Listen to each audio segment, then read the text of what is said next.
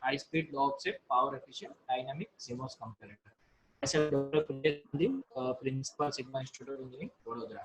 So, why this topic I have chosen, and how we can correlate this topic to all branches. So, generally, we are all are engineers, and we are dealing with the certain quantities that needs to be converted from one form to another form. So, generally, in nature, everything comes in analog, or it is you can see, you can correlate that everything it is in continuous form. If we talk about our age, if we talk about heart rate, or everything comes in analog form, continuous form. So as a, when we have to measure, we have to analyze the data, or even we have to store the data, we have to convert that analog quantity into the digital quantity. So and simple is the example is the weight machine. If we take the weight machine, there will be, we put some weight and it is going to give you the digital output, or you can get so this is the one of the form of conversion. So in all of this converter, analog to digital converter, the main heart, you can say, as a human body, there will be a heart, will be the main part. So similarly, in analog to digital converter, the comparator will be the heart of the entire circuitry. The number of comparators are used more as compared to other circuits. So that's why this topic I have chosen, so we can correlate with all the disciplines, all the branches. Now, these are the content. How motivation I have already talked to you, but we will see then introduction, then the types of characteristic, the existing architecture, then the proposed architecture, the Monte Carlo simulation and performance comparison, observation and summary, and the references. Why we have to carry out Monte Carlo simulation, that I will also emphasize later on when we reach to the Monte Carlo analysis. So motivation behind this topic, or behind this research.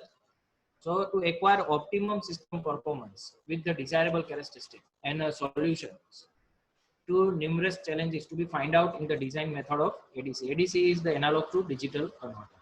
So precisely comparison of analog input signal with the reference value and extracting digital output bit. We are converting from one quantity, analog quantity, to digital, and we need the output in a digital bit. Is a great challenge and seems to be the main bottleneck of the process. So here it comes with the accuracy, how accurately we convert that analog quantity into the digital quantity, so that we can get the accuracy, we can get the precision. So we all know that all the electronics items are battery operated. So if we talk about the laptop, if we talk about the cell phones, nowadays everything is battery power. So the power consumption of the device is also the major concern as far as the electronics items is concerned. So the power efficiency is, then later on we need the high speed devices. We don't want to wait for a single second. We want the instant output as we press the button. So the speed of conversion is also the important factor as far as the conversion is concerned, how fast we are going to convert the quantity. And third is the resolution, how precisely we are going to convert particular analog quantity into the digital output is needed to maintain the overall performance of the system to an acceptable point. So the optimization of the comparator, the whatever topic that we are going presently discussing, that is comparator. So we have to optimize the most of the parameter of the comparator. Almost important as the comparator limits the speed of the conversion. So the how good your comparator, it will determine the how good your converter, and how good the conversion speed of your analog to digital converter. So this is the main motivation behind this topic. Now, introduction. So comparator forms the core of all A to D converters. You will find the comparator will be the part of that. Building blocks in such ADC are interstage gain amplifier and comparator.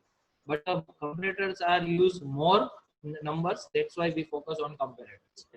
The properties of the comparator, especially offset, speed, power dissipation, have essential effect on the accuracy and the power consumption of the whole ADC, that is analog to digital converter. So this is the basic symbol of comparator. It is just like an op-amp. Here we provide a V in, V references. So there are two inputs and there will be one output. And similarly, the how should be the ideal response of the comparator, it has been shown here. for a given V in and given V reference, it should generate a digital bit, digital signal. So comparator is essentially nothing but a 1-bit analog to digital converter. So we put number of comparators, so that will give you the how many bits we are going to convert. That is the thing. So input is analog and output is digital. So we are living in a digital era. Everything we need is digital. So used in analog to digital converter. So when we talk about the high speed structure, so there are basically 3 blocks are essential as far as the comparator design is concerned. First is a preamplifier, which will convert the small difference of input signal, whatever we are applying at the input side. It may be in a small amount. So the preamplifier will amplify the signal, detect the difference, and it will generate the currents, and it will be given to the decision circuit. That is nothing but a positive feedback. So a positive feedback will determine which input is higher and which input is lower. Depending on that, it is going to generate the VO and VO minus. That is output plus and output minus. And output buffer will convert the two-ended output into a single-ended output. We need single-ended output. So these are the static characteristics. We will not go in deep. If anyone requires detail, they can mail me on my email address. So static characteristic will be gain, output, high, low state, that is VOH, VOL, input resolution, offset, and noise. Similarly, is resolution, then noise will also affect the accuracy, input command mode range, that is where the comparator or almost all the device functions normally. And as far as the dynamic is concerned, there are 2 characteristics: propagation delay and slew rate. They both will determine the speed of the operation.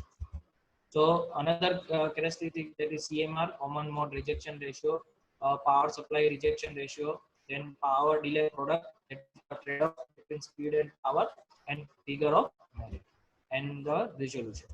Now, when we talk about the any problem, design problem, we find out that one-dimensional problem, two-dimensional problem, three-dimensional problem, or multi-dimensional. So as far as the comparator is concerned and we explore the design space, we could find out that the comparator is a multi-dimensional optimization problem.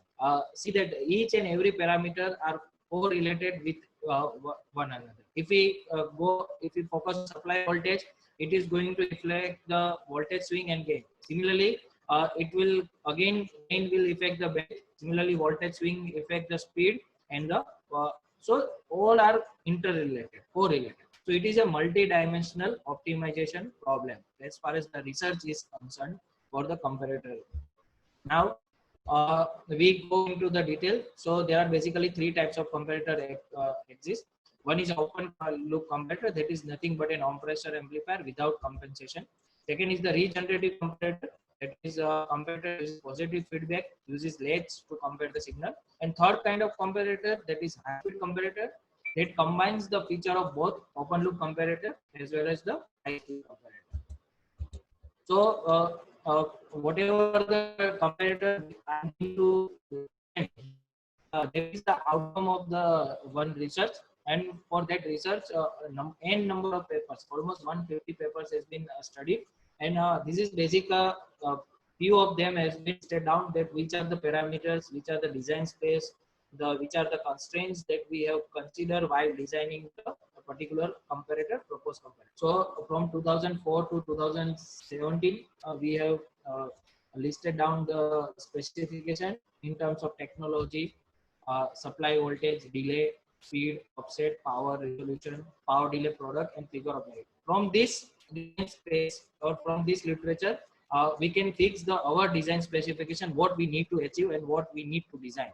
So from about design specification, I have derived my design specification, what I need to achieve for my comparator. So for this, technology used is 180 nanometer. Supply voltage, that has been plus or minus 0.9 volt, VDD and VSS. Sampling frequency will be greater than 1 giga sample per second. Offset voltage should be less than 5 milliwatt. Offset will determine how accurate you are going to convert your analog signal into digital signal.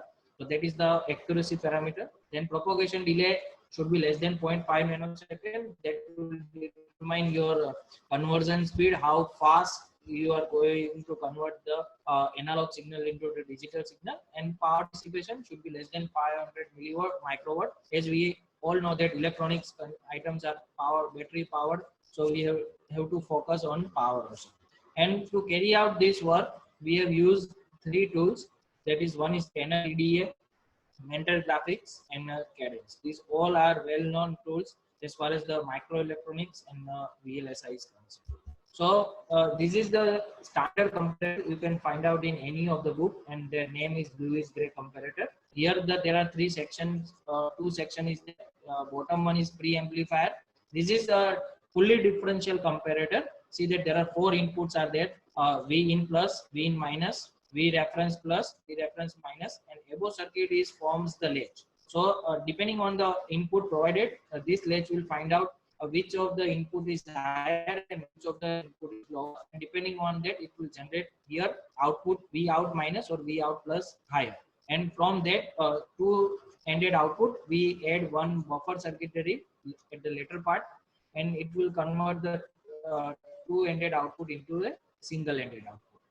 Another comparator that you find out in the circuitry, that is also again a fully differential dynamic comparator. Here the input has been reconfigured. If we look at back the figure, here V in plus, and it is going to compare with the V reference plus, and similarly V in minus is going to compare with V reference minus. So it is not fully differential, it is a differential. But when we want to make a fully differential design, the input should be compared like V in plus should be compared with V in minus, and V reference should be plus should be compared with the V reference minus. So there is some modification is there, and here also there are two bottom tail transistors are added for swing. So this is again the double clock signaling will be there, 5 clock B and 5 clock. So another design, actually in comparator, I have discussed that there are three types of comparator: open comparator, region comparator, and high speed comparator. But beside of that, if we go into the literature, there are two categories of the comparator. One is the differential comparator, another is a double tail comparator. In that differential also there is a fully differential.